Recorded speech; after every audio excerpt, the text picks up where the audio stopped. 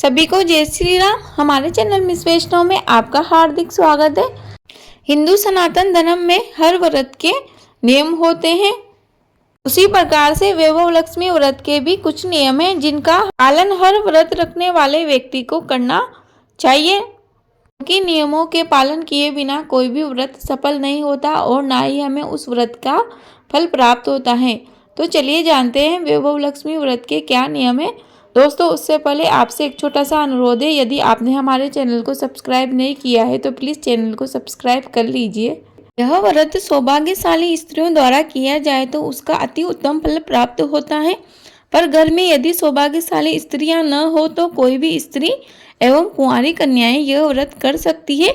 स्त्री के बदले पुरुष भी यह व्रत करे तो उसे भी उत्तम फल प्राप्त होता है। यह व्रत पूरी श्रद्धा और पवित्र भाव से करना चाहिए। खिन्न होकर या बिना भाव के यह व्रत नहीं रखना चाहिए, वरना माता लक्ष्मी प्रसन्न नहीं होती है।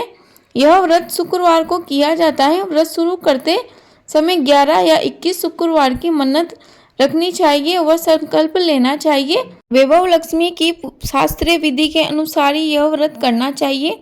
मन्नत के अनुसार शुक्रवार पूरे होने पर विधि पूर्वक शास्त्रीय विधि के अनुसार उद्यापन करना चाहिए। शास्त्रीय विधि अनुसार व्रत न करने पर इस व्रत का जरा भी फल प्राप्त नहीं होता है। एक बार व्रत पूरा करने के पश्चात आप फिर से मन्नत रख सकते हैं और उसके अनुसार फिर से व्रत कर सकते हैं। हिंदी महीने के 2 पक्ष होते हैं, कृष्ण पक्ष व शुक्ल पक्ष। आप जब भी सर्वप्रथम व्रत शुरू करें तो हमेशा शुक्ल पक्ष में ही व्रत शुरू करें। कृष्ण पक्ष में कोई भी व्रत शुरू नहीं किया जाता है।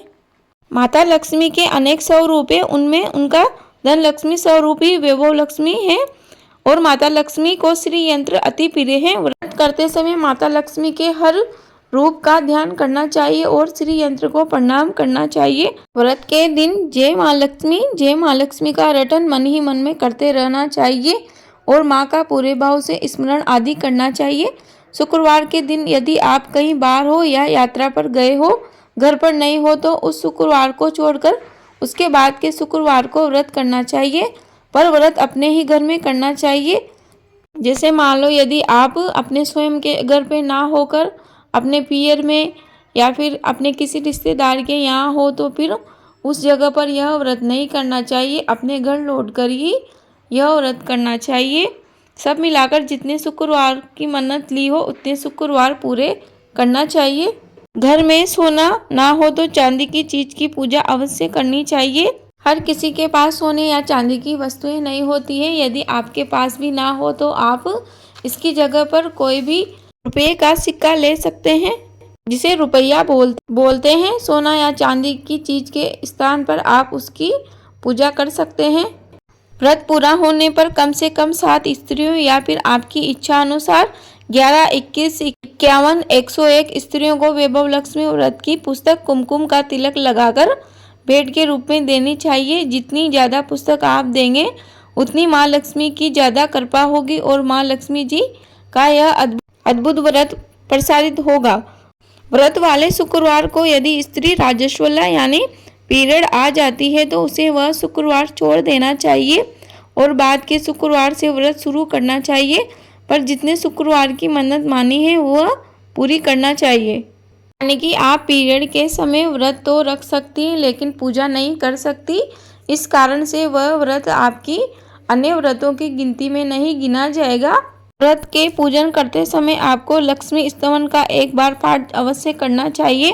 व्रत के दिन हो सके तो आपको उपवास करना चाहिए और शाम को माता लक्ष्मी की विधि विधान से पूजा करके माँ का प्रसाद लेकर शुक्रवार का व्रत पालन करना चाहिए। अगर ना हो सके तो फलाहार या एक बार भोजन करके भी शुक्रवार के व्रत का पालन किया जा सकता है। अगर व्रत करने वाले व्यक्ति का शरीर बहुत कमजोर है तो वह 2 बार भी भोजन ले सकता है। सबसे महत्व की बात यह है कि व्रत करने वाले व्यक्ति माँ लक्ष्मी जी पर पूरी श्रद्धा व भावना रखे और मेरी मनोकामना माँ पूरी करेगी ऐसा मन में दृढ़ विश्वास रखे तो माँ अवश्य ही उनकी मनोकामना को पूर्ण करेगी। दोस्तों, वैभव लक्ष्मी व्रत अति शीघ्र फलदायी है, किंतु फल ना दे तो 3 माह के बाद फिर से यह व्रत शुरू करना चाहिए और जब तक मनवांछित फल ना मिले तब तक यह व्रत 3-3 माह के अंतराल में करते रहना चाहिए। कभी ना कभी तो हमें फल अवश्य ही मिलता है। दोस्तों, जीवन में धैर्य का होना अत्यंत आवश्यक है। वो कहते हैं ना, सब्र का फल हमेशा ही मीठा होता है। बोलो लक्ष्मी मैया की जय। माता लक्ष्मी की कृपा आप सभी पर बनी रहे। उम्मीद है कि आपको वीडियो अवश्य उपयोगी लगी होगी। प्लीज वीडियो को लाइक करें, कमेंट बॉक्स में जय श्री राम अवश्य लिखें। आपका दिन शुभ हो। धन्यवाद।